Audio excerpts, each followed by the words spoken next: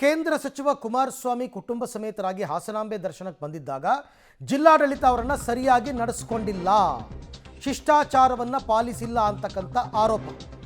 So ಜಿಲ್ಲಾಡಳಿತದ ವಿರುದ್ಧ JDS ಇವತ್ತು ಪ್ರತಿಭಟನೆಯನ್ನು ನಡೆಸ್ತಾ ಇದೆ. ಹಾಸನದ ಮುಖ್ಯ ಪ್ರವೇಶ ದ್ವಾರದ ಎದುರು ಪ್ರತಿಭಟನೆ ಸ್ವರೂಪ್ ಪ್ರಕಾಶ್ ಅವರ ನೇತೃತ್ವದಲ್ಲಿ ಪ್ರೊಟೆಸ್ಟನ್ನು ಮಾಡ್ತಾ ಇದ್ದಾರೆ. ಸರಿಯಾಗಿ ನಡೆಸ್ಕೊಂಡಿಲ್ಲ, ಕುಮಾರಸ್ವಾಮಿ ಅವರನ್ನು ಡಿಸಿ ಸ್ವಾಗತಿಸದ ಆರೋಪವನ್ನು ಕೂಡ ಅವರು ಮಾಡಿದ್ದಾರೆ. ಗೌರವ ಸೂಚಿಸಿಲ್ಲ ಅಂತ ಜಿಲ್ಲಾಡಳಿತದ ನಡೆ ಖಂಡಿಸಿ ಪ್ರತಿಭಟನೆಯನ್ನು ಮಾಡಿದ್ದಾರೆ. ಕುಮಾರಸ್ವಾಮಿ ಬೇರೆ ರಾಜ್ಯ ಸಚಿವರೆಲ್ಲ ಬಂದಾಗ ಹೆಂಗೆ ನಡ್ಕೊಂಡ್ರು, ಕುಮಾರಸ್ವಾಮಿ ಅವರು ಬಂದಾಗ ಹೆಂಗೆ ನಡ್ಕೊಂಡ್ರು, ಬೇಕು ಅಂತಲೇ ಡಿಸಿ ಅವರು ಈ ಥರ ಅಪಮಾನ ಮಾಡಿದ್ದಾರೆ ಅಂತೆಲ್ಲ JDSನವರ ಆರೋಪ.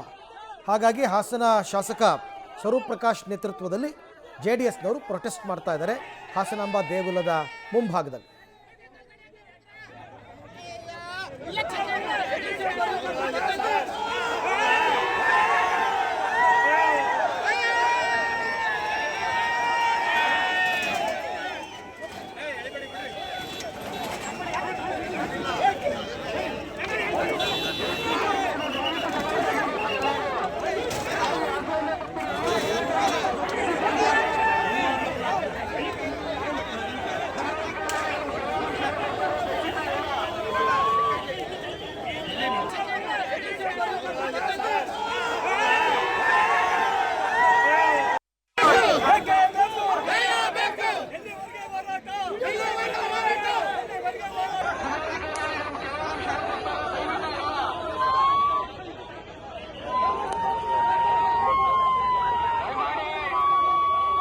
ಈ ಬಗ್ಗೆ ಮತ್ತಷ್ಟು ಮಾಹಿತಿ ನನ್ನ ಕೊಲೀಗ್ ಶಶಿಧರ್ ಅವರಿಂದ ಪಡ್ಕೊಳ್ಳೋಣ. ಶಶಿಧರ್, ಈಗ JDSನವರು ಮಾಡ್ತಾ ಇರತಕ್ಕಂಥ ಆರೋಪ, ಇದಕ್ಕೆ ಜಿಲ್ಲಾಡಳಿತದ ಪ್ರತಿಕ್ರಿಯೆ ಏನು ಆಗ್ರಹ ಮಾಡ್ತಾ ಇದ್ದಾರೆ ಪ್ರತಿಭಟನಾಕಾರರು? ಈಗ ಪರಿಸ್ಥಿತಿ ಹೇಗಿದೆ ಅಂತ?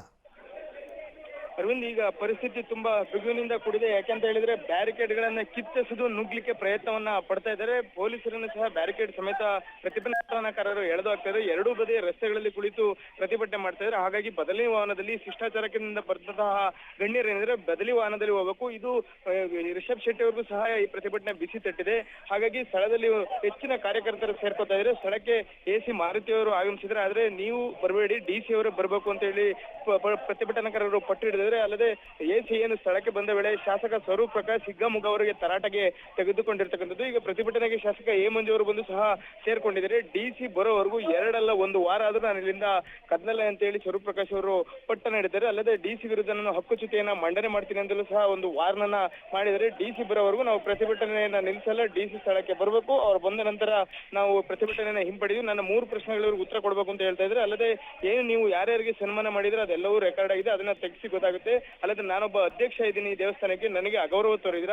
ಕುಮಾರಸ್ವಾಮಿ ಅವರು ಬಂದಾಗಲೂ ಅಷ್ಟು ಒಂದು ಸ್ವಾಗತವನ್ನು ಮಾಡಿದ್ರೆ, ಅವರಿಗೆ ಗೌರವವನ್ನು ಸಮರ್ಪಣೆ ಮಾಡಿದರೆ ಕಳಿಸಿರ. ಅವರು ಮುಖ್ಯಮಂತ್ರಿ ಆಗಿದ್ದಂತ ಸಂದರ್ಭದಲ್ಲಿ 1.5 ಕೋಟಿ ಅನುದಾನ ಹಾಸನಾಂಬ ದೇವಾಲಯಕ್ಕೆ ನೀಡಿದರೆ ಅಂತ ಹೇಳಿ AC ಮಾರುತಿಯನ್ನ ತರಾಟೆಗೆ ತೆಗೆದುಕೊಂಡಿರ್ತಾರೆ. ಸ್ಥಳದಲ್ಲಿ SP ಮೊಹಮ್ಮದ್ ಸುಜಾತ ಅವರು ಸಹ ಮೊಕ ಮೂಡಿದರೆ. ಪ್ರತಿಭಟನಾಕಾರರು ಬ್ಯಾರಿಕೇಡ್ ಗಳನ್ನ ತಳ್ಳಿ ಒಳನುಗ್ಗುವಂತ ಒಂದು ಪ್ರಯತ್ನವನ್ನ ಮಾಡ್ತಾ ಇದ್ದಾರೆ. ಹಾಗಾಗಿ ಹೆಚ್ಚಿನ ಪೊಲೀಸರನ್ನ ಸ್ಥಳದಲ್ಲಿ ನಿಯೋಜನೆ ಮಾಡಲಾಗಿದೆ. ಈಗ ಪೊಲೀಸ್ ವಾಹನಗಳು ಸಹ ಬಂದಿವೆ. ಅವರದಲ್ಲಿ ಪ್ರತಿಭಟನಾಕಾರನ ಒಂದು ಬಂಧಿಸುವಂತ ಒಂದು ಸಾಧ್ಯತೆ ಹೆಚ್ಚಾಗಿದೆ. ಕ್ಷಣಕ್ಕೂ ಏನ್ ಪ್ರತಿಭಟನೆ ಇದು ತಾರಕಕ್ಕೆ ಏರ್ತಾ ಇರ್ತಕ್ಕಂಥದ್ದು. Arvind, right, thank you Shashidhar, ತಮ್ಮೆಲ್ಲ ಮಾಹಿತಿಗಾಗಿ ಧನ್ಯವಾದ.